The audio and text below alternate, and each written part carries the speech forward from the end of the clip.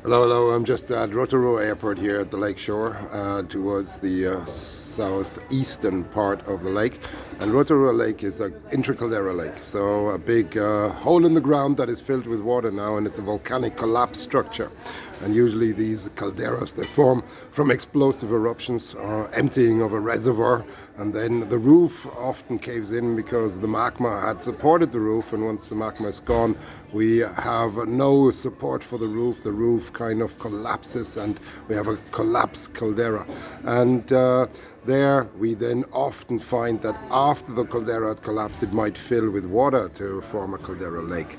And a little later, sometimes because of the squeezing of the collapse, but sometimes also because of recharge or magma rising up again because of gas oversaturation, we get these post-caldera domes or volcanoes. And we have this in many calderas.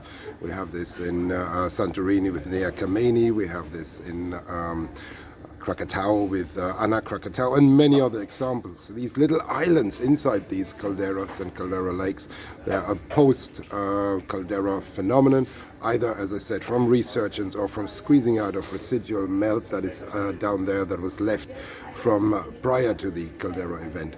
And here we have a Rhyolite dome and Makani Island, and it's out there sitting there in the middle of the caldera here, the Rotorua caldera.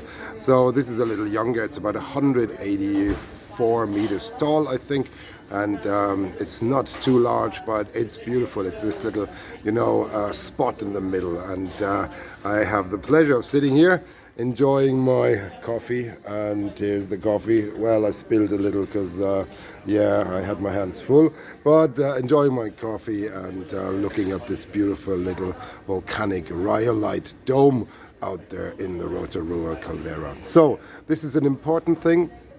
We often have these kind of features. We also have it at Toba, by the way. I should say that Samosir Island at the large Toba caldera. It's a post-caldera resurgent phenomenon, and it's strangely typical. So people have worked just on the phenomenon of caldera resurgence and how these little islands or how these little kind of domes come up.